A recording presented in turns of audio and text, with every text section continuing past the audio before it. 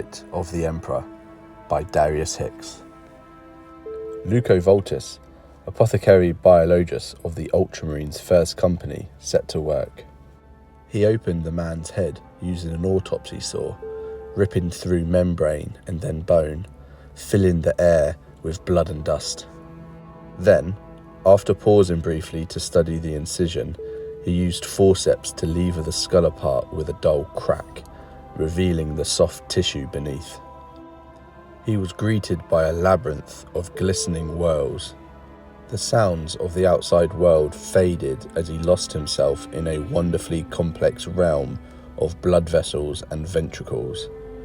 Here was the tangible truth, the substance of things, the irrefutable mechanics of life. There was a whirling sound as the armature on his backpack brought more tools to bear. Arterial tubes snaked over the corpse, siphoning blood as Voltis applied hooks and blades to the frontal lobe. He began to think he'd made a mistake, that he was wasting his time, when he saw movement, something shifting beneath the grey matter, causing the brain to sink and swell. Someone shouted, but Voltis remained focused on his work, feeling the familiar thrill of identifying the right path. He had to work quickly, so he used a large cartilage knife, bisecting the brain with a single cut and causing the arterial tubes to gurgle in complaint. More tools flowed around the man's head, tugging and slicing, pulling lobes apart. Some of the equipment worked autonomously, controlled by his suit's auxiliary systems, and some of it was directed by the flicker of his eyelids. But everything worked in unison, every chisel and syringe circling the corpse in a seamless dance. Then he saw it. He was right. Buried in the man's brain, dark against the pinkish grey, there was a shape. It tried to burrow deeper as Voltis sliced towards it. The thing was no bigger than his thumb, and it resembled a pupa, clad in dull blue chitin. Voltis gripped the shape with pincers and tugged at it. It resisted, trying to eat its way to safety, spraying blood across his helmet's eye lenses. He used the cartilage knife to cut it free and held it up, letting the man's corpse fall to the floor. As he expected, it was a tyrannid bioform. Even though it was tiny, its morphology matched many of the larger breeds. A chitinous exoskeleton protecting a barbed, segmented body. Small as it was part of a dreadful whole. A talon of the great devourer. Seeing that escape was impossible, the parasite changed tack and launched itself at Voltis, latching onto his gauntlet with its jaws, trying to eat through the ceramite. Acid bubbled from its mouth, hissing across the surface of his armour. Given time, the creature would break through to his flesh and burrow inside his body. Voltis took a containment canister from his munitions belt, opened the seal, and dropped the parasite into a viscous solution, closing the lid before the tyrannid could scurry out. It studied him with black, unfathomable intelligence. Voltis stared back, mentally categorizing his captive and comparing it to previous finds. Then he maglocked the canister onto his belt, stood up, and looked around. The world howled back into view, crashing over him and battering his senses. He was on a pilgrim vessel called the Light of the Emperor, and there was a battle raging. The air was busy with projectiles, a mixture of bolter rounds, corrosive grubs, and frenzied parasites. He was at the centre of an embarkation deck, and it was littered with dead. The bulkheads had been warped by acid. Pilgrims were piled around him, their bodies as torn as their robes. They were a warrior caste, their faces tattooed with battle prayers and their fists locked around chainswords, but their weapons had proved as ineffectual as their faith. Only a few of them were still alive. "Squad Tenaro," crackled a voice in his helmet receiver. "Advance to the engineer room. Secure the perimeter. The enemy must not be allowed to disable the motive drive." "Voltis," said another voice. This one was in the chamber with him, the speaker just a few feet away. "We have tarried here too long. Have you finished?" Voltis studied the mission chrono cascading down his helm display. His work had delayed them by several minutes. He looked back over his shoulder. Brother Baraka was drenched in blood. The blue of his battle plate had been washed red by gore. He was firing calmly into the Xenos that were flooding across the deck, his bolt pistol bucking in his fist as it spilled empty shells across the floor. Voltis had fought alongside Baraka long enough to know that he rarely sought to leave a fight. If Baraka thought it was time to withdraw, they had probably already stayed longer than they should have. "I was loath to curtail your fun," he replied. Baraka barked in amusement. One can have too much of a good thing. There was a group of baseline humans gathered behind Baraka, tattooed zealots like the man Voltis had just been dissecting, gripping flamers and chainswords. Despite the horror of the scene, they looked as fearless as Baraka, but their courage was of a different kind. While Baraka fought with dispassion, the zealots howled prayers, their eyes glassing ecstatic, their limbs shaking with fervour. There was a preacher at the head of the group, a middle-aged woman who towered over the others. She was broad and muscular, with a florid face and a broken nose. She bellowed at the Xenos as she brandished a pair of chainswords at them. "Burn!" She lunged forward, hacking a Tyranid to the floor. "Taste the God Emperor's wrath." Voltis stepped back a few paces. He raised his Absolver bolt pistol and fired. The pistol would have looked huge if a human had tried to wield it, but he held it lightly in one hand, blasting Xenos apart, shattering exoskeletons and kicking the Tyranids off their hooves. Most of them were vanguard creatures with 4 arms, backward jointed legs, and talons in place of hands. Their heads were grotesque, elongated ovoids locked in a silent scream, revealing rows of stiletto-like teeth. One managed to leap through the barrage and land on his chest, scrabbling at his armour and causing him to stagger back a few steps. He righted himself and clubbed it to the ground with the butt of his pistol. Then he placed his boot on its neck and beheaded it with a single shot, spraying more blood across the deck. Baraka stepped past, unslung his pyroblaster, and drenched the Tyranids in blue-white fire. The humans recoiled, shielding their faces as the deck became a furnace. Voltis loosed off more shots and then paused to reload. By the time he was done, the fighting was over, and Baraka had filled the deck with a mound of warped remains. "Did you find what you needed?" asked Baraka as he clattered across the deck to Voltis, shouldering his pyroblaster and wiping blood from his faceplate. Voltis looked around. Most of the Xenos had melted into a blackened heap, though there were a few on the other side of the chamber that were still intact. The majority were similar to the ones Baraka had just burned, but there were some smaller, hound-sized bioforms, and also a few larger creatures gripping bone swords and whips.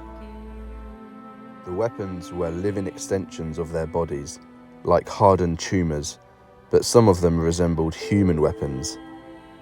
Voltis had begun a line of research on the subject. He had theorized that every weapon employed against the Great Devourer might eventually be simulated by the Great Devourer. He could not be sure yet whether such convergent evolution was by design or coincidence, but if his theory was correct, there were troubling implications. His commanding officer, Lieutenant Castamon, had ordered him to pursue the matter. He strode over to the piles of dead and crouched down next to one of them. "I am almost done, brother." The autopsy equipment on his backpack growled into life. Just a few more specimens. He sawed into the alien's thorax, revealing glistening tissue beneath its carapace, rummaging through organ sacs and feeding proboscises. Blood bubbled from the incisions, and steam rose from the corpse. He was vaguely aware that Baraka was scouting the chamber for threats, kicking carcasses and loosing off the odd shot. Better death than life brought with blasphemy. Voltis was so immersed in his work that it took him a moment to realise the words were directed at him. He sliced a piece of gristly flesh from the alien and dropped it into a containment canister. Then he looked up to see who had spoken. The zealots had gathered around him. They still looked ecstatic, despite the fact that only 5 of them had survived the attack. 4 were praying furiously, gripping relics and prayer books, but the preacher was staring at him. Her expression was a strange mixture of awe and disgust. She took a step back as he looked at her. Voltis dismissed her as an irrelevance and moved on, looking at the rest of the cadavers, searching for breeds he had not seen before. He noticed, with a flicker of excitement, that one of the largest bioforms was still breathing. It slumped against the hull, a great lump of a creature. Its sides were rising and falling, almost imperceptibly. He was intrigued for 2 reasons. Firstly, a living specimen might reveal things a carcass could not. Secondly, he recognised this particular xenotype. It had a cannon-like dorsal weapon on its back, and it was significant to him in a way he could not place. He frowned, trying to remember where he had seen it before. Brother Voltris, you are nowhere near the Engineerium. What is the delay? Sergeant Tenaro, we encountered survivors on embarkation deck Theta, and they were under attack. We exterminated the Xenos, but I have identified an opportunity to gather research samples from the carcasses. Lieutenant Castamon suggested I look for opportunities to further my research. Curtail your research. Rejoin us in the Engineerium. A large swarm of bioforms is approaching from the starboard prow. This is the bulk of the Xenos attack force, and they are acting in concert. They cannot be allowed to make egress into the Engineerium. Understood, Sergeant. We will leave the embarkation deck in a few minutes. Baraka, hold him to that. Affirmative, Sergeant. Baraka sounded amused. I shall drag him out if required. The channel died and Voltis continued picking his way through the heaps of splintered remains. The preacher had followed and was still staring at him. The reasoning of baseline humans was something Voltis rarely considered. He found them interesting in a morphological point of view, as he did most species, but he generally thought them as something to be preserved, protected, and otherwise disregarded. This woman, however, seemed fixated on him. She nodded at the Tyranid he was examining. They are an abomination. They are to be abjured.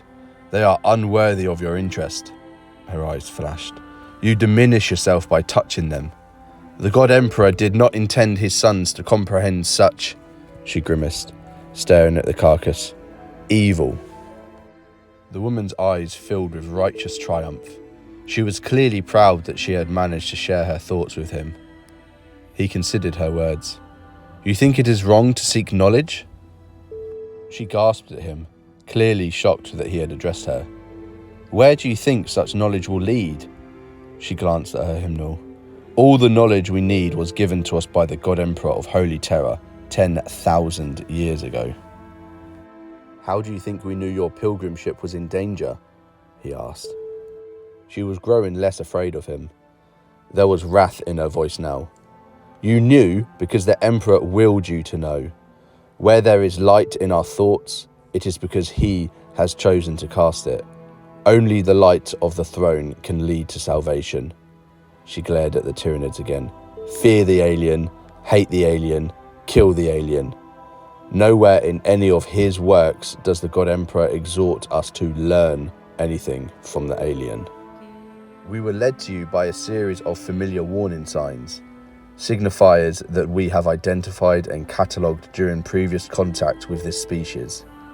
If it were not for the work of learned xenobiologians, we would never have recognized those warnings.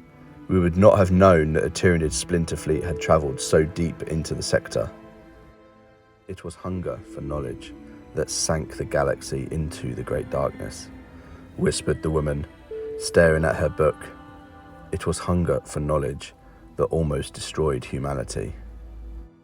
Voltis was conscious of the mission chrono blinking in his helm display, but the woman's lack of logic bothered him.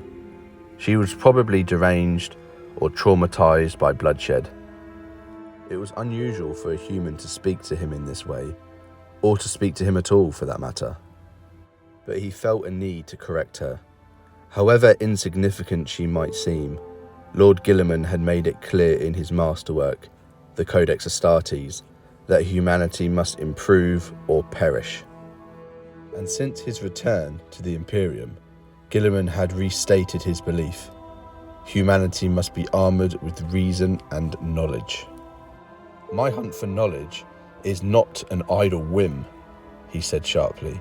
I follow the edicts of my Lord Primarch, who is, himself, the very blood of the Emperor.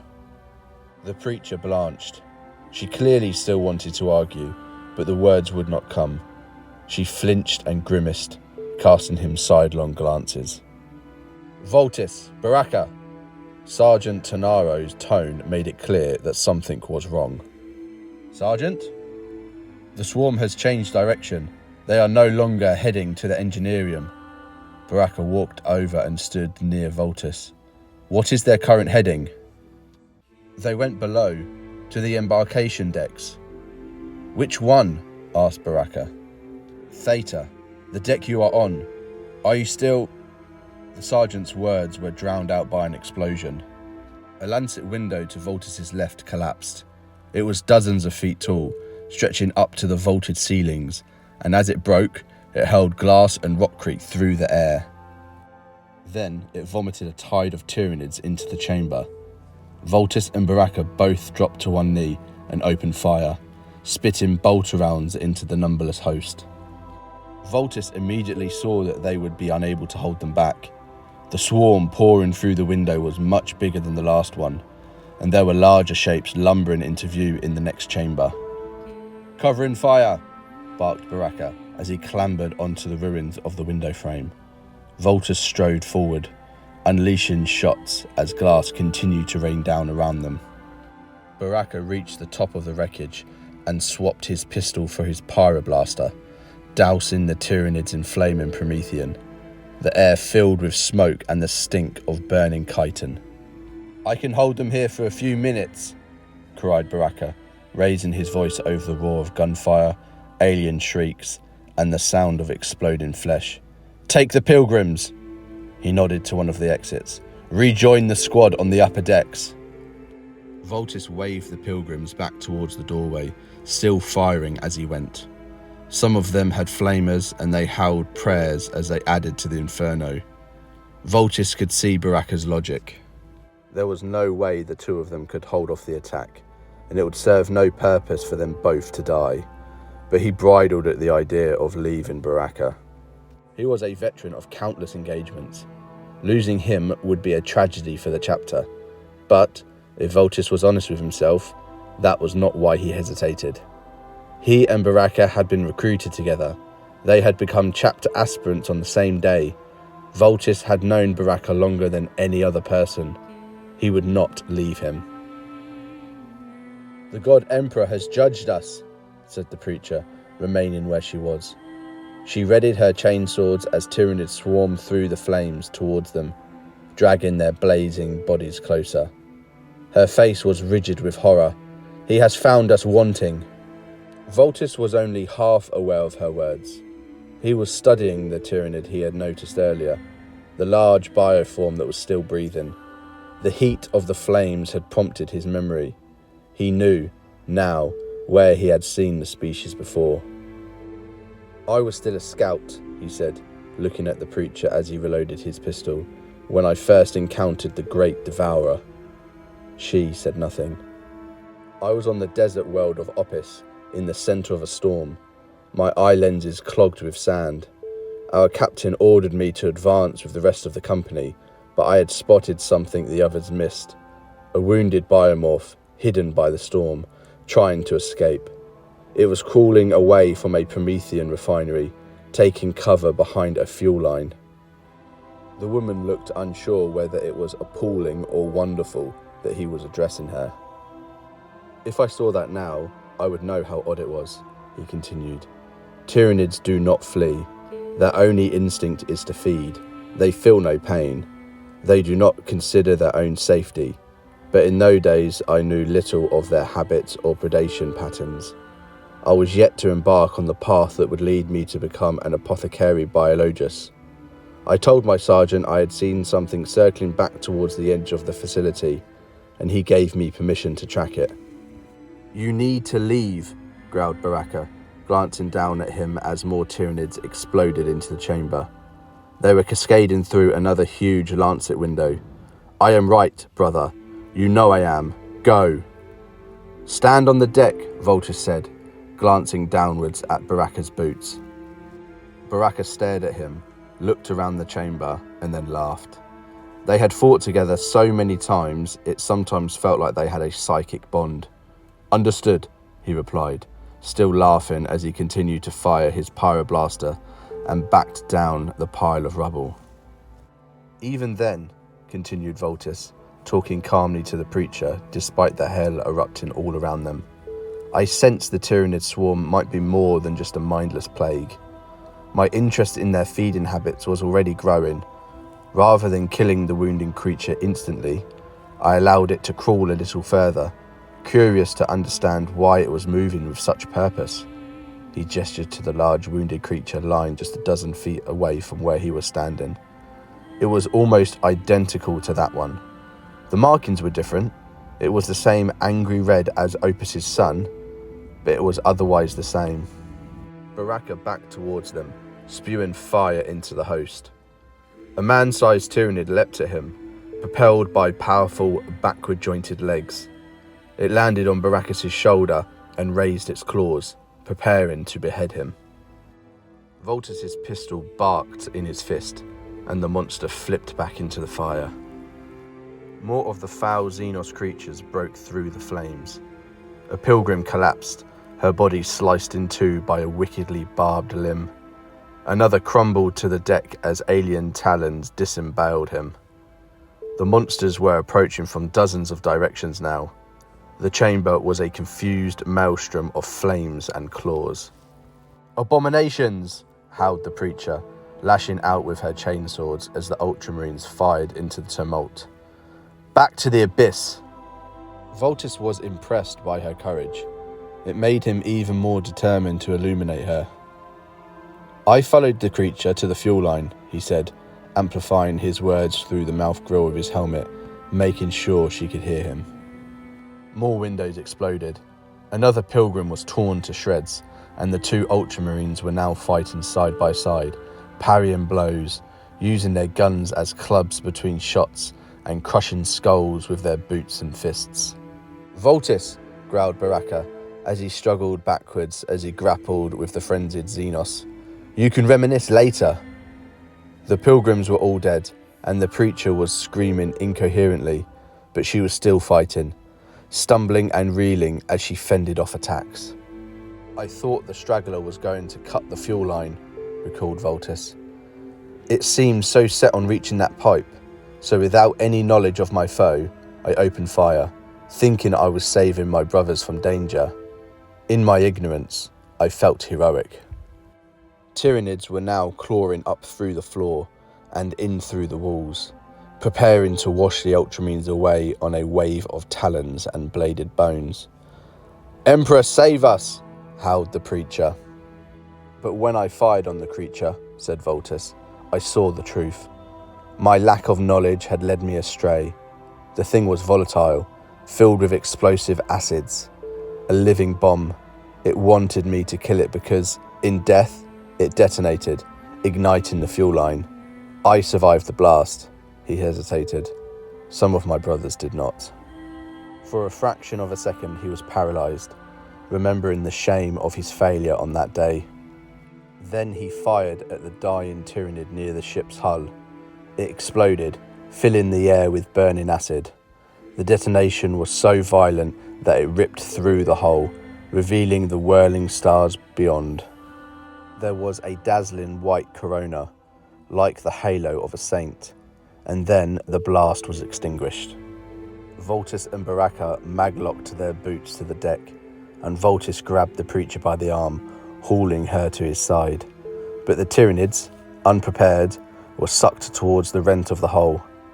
Hundreds of the creatures flew past, scrabbling uselessly at the bulkheads and door frames as they were pulled through the embarkation deck and then spat out into the void and sent tumbling towards the stars.